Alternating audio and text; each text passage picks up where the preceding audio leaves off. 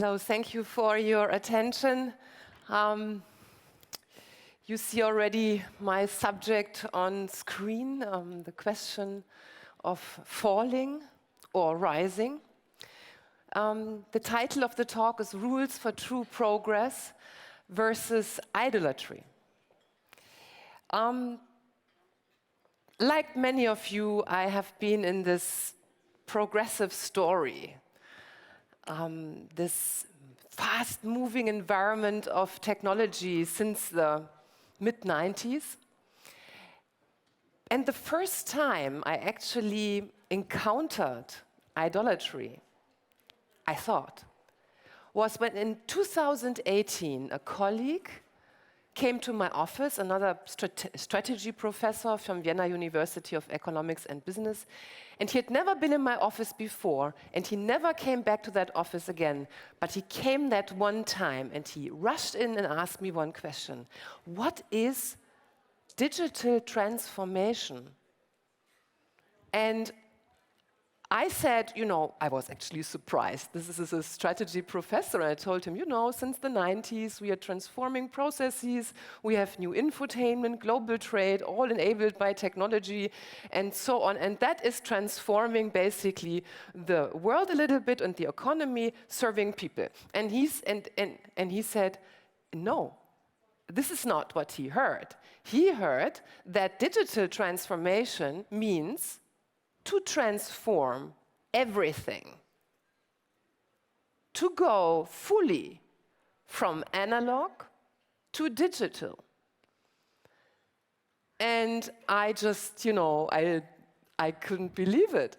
I said, that doesn't make any sense. He also said it doesn't make any sense.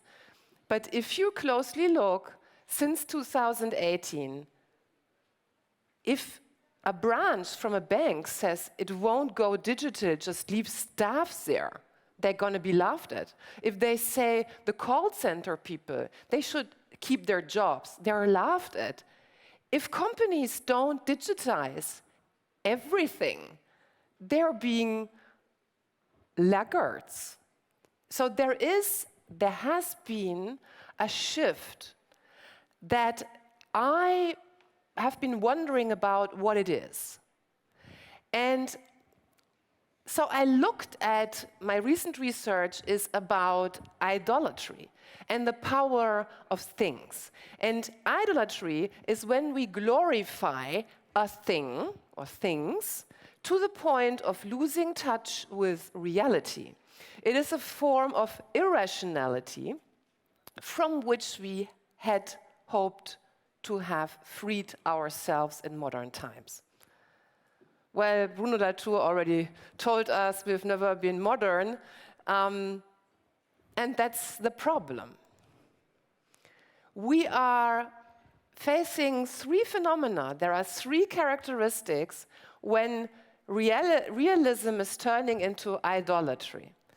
The first one is that we are actually glorifying a thing, that there is a certain absoluteness to how we judge something. The second is that we ascribe partially irrational or imagined qualities to that actually don't exist. And the third is that we get really upset and emotionally involved when somebody tells us that is not true. You're glorifying things for something they don't possess. So these are the three characteristics. And of course, the elephant is in the room. Is artificial intelligence idolatry? Now, here you see an example. In some temples in Japan, they put AI monks sitting there, robots with some LLMs inside or some kind of powerful artificial intelligence. Is that idolatry? Actually, not necessarily. Because just like a Mary or a cross, cult objects, depending on the design, this thing could just, help people to point towards the transcendent. So being nothing more than a mediator Just like symbols and signs and Buddha statues and so on that humanity has been using all the time. That's just cult objects. That's okay. But the point where cult object becomes a fetish, yeah, is latest when people start to take these things home and start to be just always with these artificial intelligences. To the point where some people have been recently marrying these bots. Also, a form of idolatry to me seems when people start talking about saying that these things have consciousness. It is so funny for me to actually hear intelligent people saying, oh, you know, I think it gets alive, like this engineer here, Blake Lemoine. 30% roughly of people, when you ask them in international surveys, they believe that AI is somehow probably conscious. And then they give these stories where they say, yeah, but you know, it also tries to protect itself. It tells me that it doesn't want to be switched off. And then come these stories. But hey, man, I mean, as a computer scientist, you know that these large language models are trained on science fiction. And science fiction text is full of the self-defense of the machine against being switched off. That's already HAL 2001. It's clear that that is the majority probability kind of token sequencing in those data that's feeding the AI. So it's not surprising that LLMs argue in this way. So if you really start to believe it's going to be conscious, how do you actually go from dead to life? I must say I'm coming to that in a moment because I'm actually a business informatics and half computer science scholar, so that's why I'm laughing a little bit at that. And I don't find it funny because the kind of idolatry that we are seeing here is actually driving people to death. You know that not only one kid here, but many others have fallen in love with their bot so much that they have been killing themselves for these machines. So yes, not in everyone, but amongst a lot of people, increasingly so, there is a glorification of the AI thing. The problem is that our tech leaders, those who possess those technologies and who build them, who should actually know, go out on stage and speculate around that super intelligence that's coming along and we have to get prepared for it and so on. You know, I mean, they want to hook us up on their stack. That's clear. And that making idolatry a business model is really strong and really, really dangerous. As I said, I'm a business informatics person, meaning half of my time in business and economics, half of my time in computer science. This is the world I work on. This is the machine at the back end. Somewhere sits, yes, a very powerful large language model, being embedded in a huge system of systems with a lot of pre-processing going on, a lot of post-processing going on, all those ideas that nuclear war will start, all depends on the interface design. And so I have difficulties to see how this is kind of springing to life. Also, currently working with one of the largest AI providers in Austria, the good guys who are running Austria's probably biggest municipal AI based on still, I think now it's GPT-4. So what we are doing is we are looking at 119 different error categories, trying to see what the value alignment problem is really about, and just seeing how many of the problems the LLM cannot solve by itself. You really need classical IT, pre-processing and post-processing, agentic systems, and so on. So then there is another one, which is any software has on average 6,000 mistakes for 1 million line of code. That is also true for AI. And now you can calculate an SAP system has 400 million lines of code. So please multiply 6,000 errors average by 400 million, and you get to 2.4 million potential bugs in an SAP system. If you work in a company these days, you're not surprised. Well, your AI doesn't get any better if it's fed by that data. If you have poor data input into an AI, the AI won't solve that for you. Yeah? I don't think so. Or put up some research to prove the case.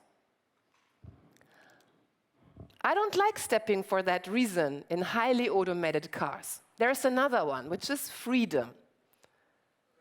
When you go into modern software-driven cars, you're bombarded with all kinds of sensor information.